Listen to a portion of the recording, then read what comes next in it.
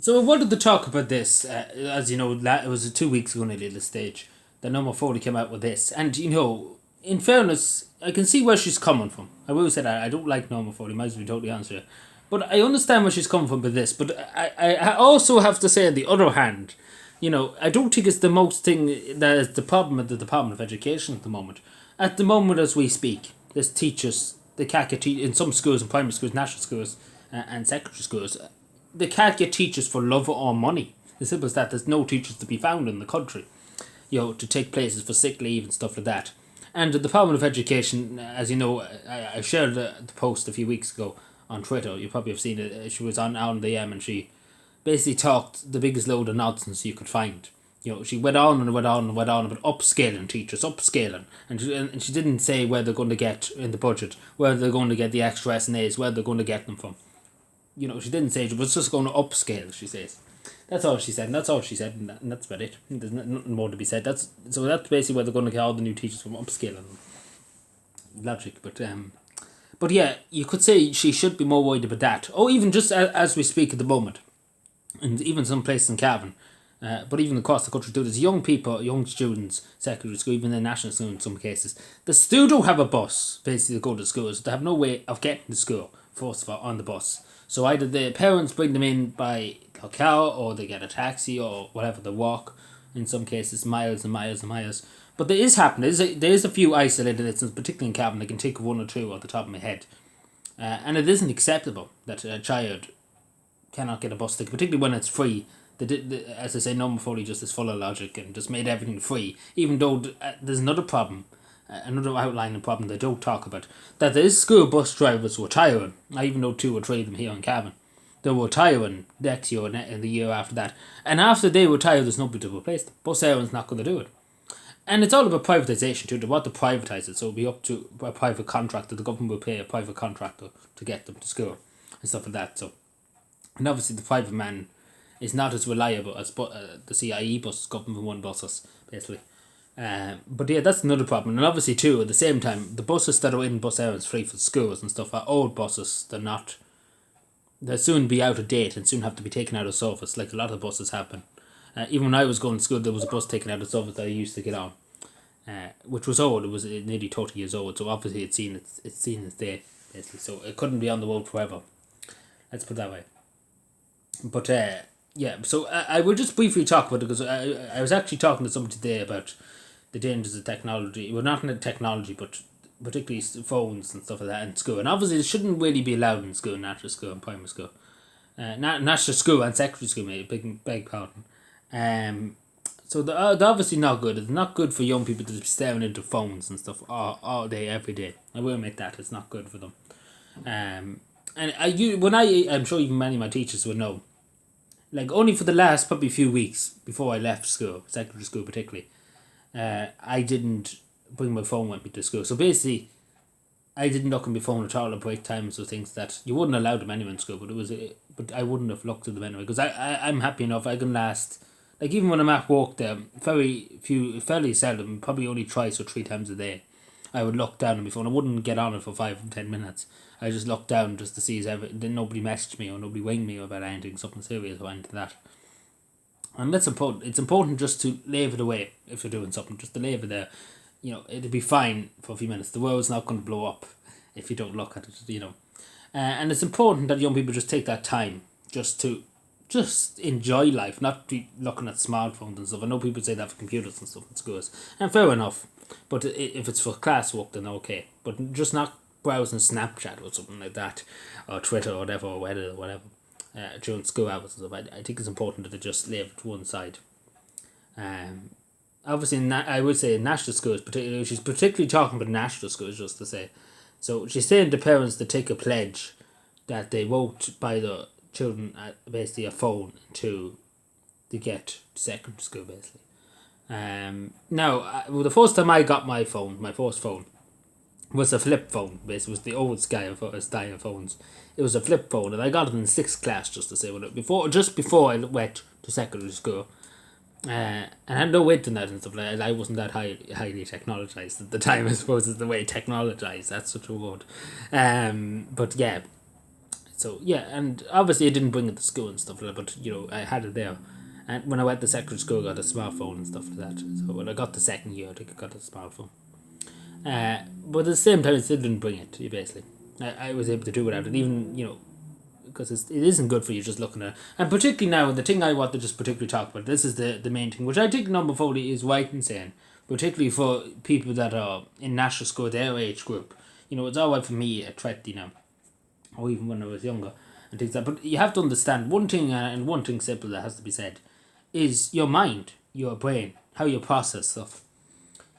You think of social media at the moment. I can go on YouTube, Facebook, Instagram, right? In a moment, in an instant, right? Get it up on my TV here now. Look, there's endless amount of articles just being flung at you about everything. About the man on the street, the man on the moon. So much information. And nowadays, particularly for young people, for everybody, it's overwhelming sometimes. But particularly for young people, just having all that information just on your phone and just trying to process it all. Because I think technology, particularly phones and social media platforms and stuff, it's got so much for somebody's brain that it's so hard to process it, even for me. Like so much things, I get so many notifications for different apps and stuff. Even though I would leave it aside and be like, I look at it when I'm ready. You get too much. It's far too much in the brain to process it, to think about it. It's far too much, and it's not good for you. And it isn't good. And the one word that said, the next word, is your mental health. It isn't good for you, all this information.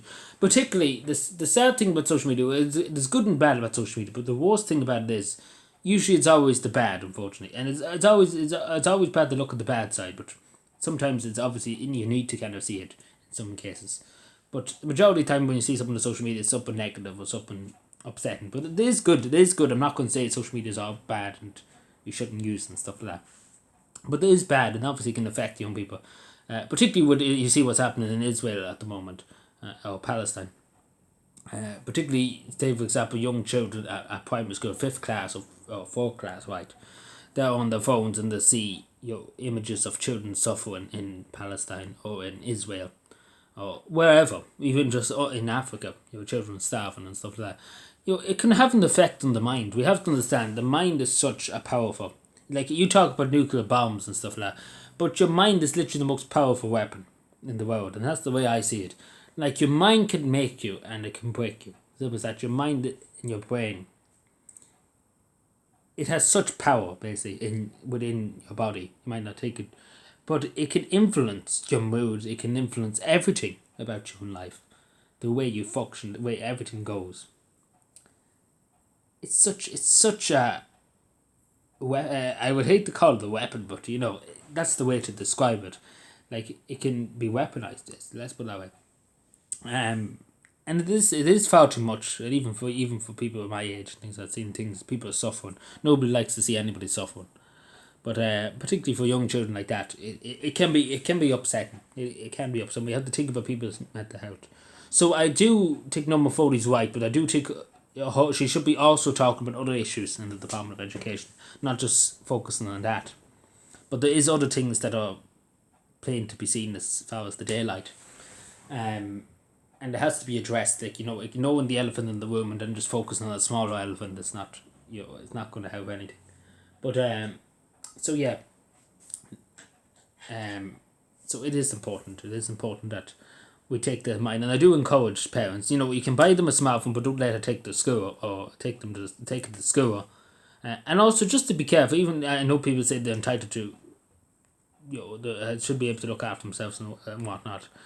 But at the same time, if you're a parent and you particularly have young children and stuff, you should make sure that they're on age-appropriate websites. Take for example, they're not on. I would say that the parents of TikTok and stuff like that.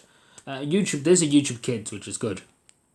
But I would say to them just to be careful what they're accessing and what kind of stuff they're accessing, because it is important. There is people, unfortunately, that will take advantage of young people in terms of predators and stuff like that. And it's unfortunate that there's a society, though, there is people like that. There's people out like that in the world that will try and catfish people and stuff like that. And we have to be aware of it. We can't just be in La La Land and pretend that everything's fine and dosy and the internet's great. But there is people out there that are out to do harm and out to do bad. And it's important as a parent, of course. I don't mean to be lecturing people, but it's important just to make sure that your child is not watching violent stuff or inappropriate stuff, that it's age appropriate. But yeah, I do, just to wrap it up, because I'm kind of going on a good bit here, I suppose, that it is important, obviously, not to really buy your child, like I even see young people now, and they're barely even probably 5 or 6, in some cases probably only 4 in some cases, and they have the parents give them a phone to play games and stuff like that. Like, it's mind blowing. Like literally mind blowing. I was in the Westro there. I know I'm getting on and on and on, but I was in the Calvin Crystal there a few weeks ago. And I say this kid was only about 5. At most, he was 5. Right, he's 5 or 4. I say, but I say probably 5 or maybe going on 6. Right, something. He's around there. I didn't specifically. I was going to probably go over Nas maybe, but he's around that age, and the parents literally give him a phone to play games, on and things, and he's 5 and 6. Like when I was younger, if we went to Westwoods and stuff like that, there wasn't such thing as a phone. I didn't even know what a phone was. To be totally honest, I was so backwards, But I think it was all for the better. I really do think it was all for the better, because I think as a child, I was that confused with the world, letting them being with dyslexia and stuff like that. It was hard to find an identity. I know that sounds woke as well, but it's hard to explain, but it's hard to be different. But obviously, it's good to be different. Because everybody can't be the same. That's the thing I realized when years pass over you. You can realize it's good to be different. Everybody can't be the same. We are human, obviously, but we have different personalities, different abilities, different things, and it's important that we recognize that and appreciate it. Because again, the one thing I say is we don't appreciate it. Now this turned into a long monologue, but yeah,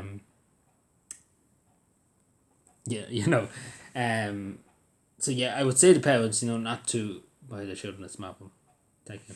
That's all I'm going to say, because I will probably go on, because I could talk about how it could affect the mind and stuff like that, but I literally be here until next Christmas talking about it all.